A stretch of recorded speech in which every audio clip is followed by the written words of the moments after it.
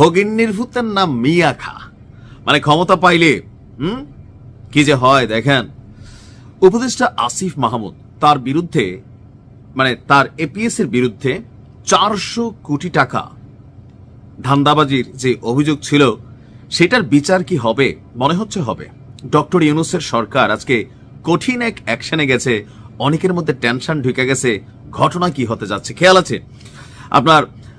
আসিফ মাহমুদ সজীব ভুইয়ার যে সাবেক সহকারী এপিএস মোয়াজ্জেম হোসেন, সাধারণ পরিবার থেকে উঠে আসছে।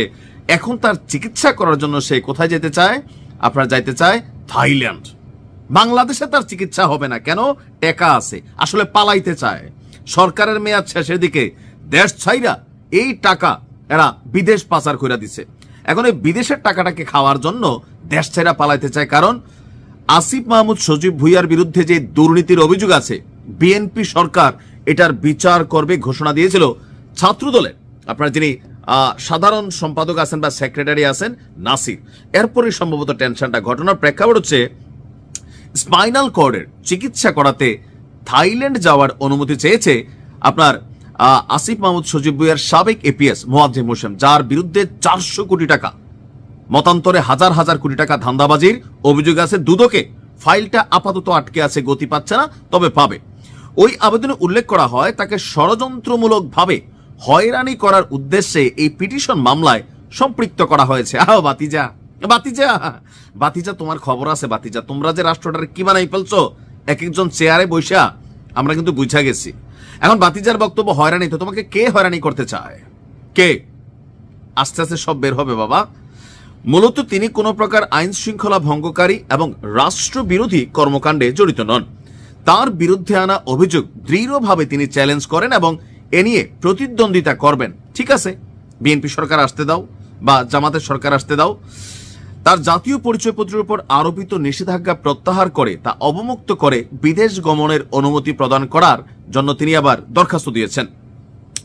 তিনি নাকি পরে গিয়ে স্পাইনাল কর্ডে আঘাত পেয়েছেন, সেখান থেকে ফ্লুইড বের হচ্ছে। এখন বাংলাদেশে কি চিকিৎসা নাই? এই সরকার কি স্বাস্থ্য মন্ত্রণালয়ের উন্নতি করে নাই, নাকি না নিজেদের উন্নতি হয়েছে? Thailand medical visa invitation letter প্রেরণ করে তার চিকিৎসাজনিত পরীক্ষা নিরীক্ষা এবং অপরাপর টেস্ট এবং চিকিৎসা করার জন্য 15 ফেব্রুয়ারি অ্যাপয়েন্টমেন্ট নির্ধারণ করেন। এজন্য তার চিকিৎসা করার জন্য বিদেশে গমনের অনুমতি প্রদান করা আবশ্যক। শুনানি শেষে আদালত আবেদনটি না মঞ্জুর করে দিয়েছেন, কারণ ঘটনার ভিতরে প্যাচ আছে। এই আসিফ মাহমুদ সজীব ভুইয়ার সাবেক এই এপিএস এর বিরুদ্ধে আপনার দেশ থেকে নিষেধাজ্ঞা রয়েছে। পাশাপাশি তার জাতীয় পরিচয়পত্র ব্লকের আদেশ দিয়েছিল আদালত। দুদকের উপপরিচালক মিনু আক্তার সুমির আবেদনের প্রেক্ষিতে মহানগর দায়রা জজ মোহাম্মদ জাকির হোসেন গালিবের আদালত এই আদেশ দেন, এ ভাগা যাবে না। এ ভাইগা গেলে এর যে বস বা আরো বস আছে উপরে কারা, সবগুলা কিন্তু বাইচা যাবে। কারণ কি, এই সে দেশটা পালাই যাবে। এখন সে এই টাকা নিয়ে কি আসিফ মাহমুদ সজীব ভুইয়ারে দিছে, নাকি সজীব ভুইয়া জানেই নাই?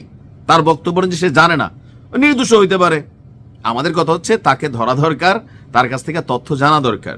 কারণ পরিবর্তিত বাংলাদেশের যে স্বপ্ন আমরা সবাই দেখেছি, সেই স্বপ্ন আসলে বাস্তবায়ন করার পক্ষে আওয়ামী লীগ সরকারের দুর্নীতির বিরুদ্ধে আমরা কথা বলেছি, অত্যাচারের বিরুদ্ধে কথা বলছি। এখন আমরা যাদেরকে বসাইলাম তারা নিজেরাই যদি চোর হয়, তো রাষ্ট্রের পরিবর্তন কারা করবে?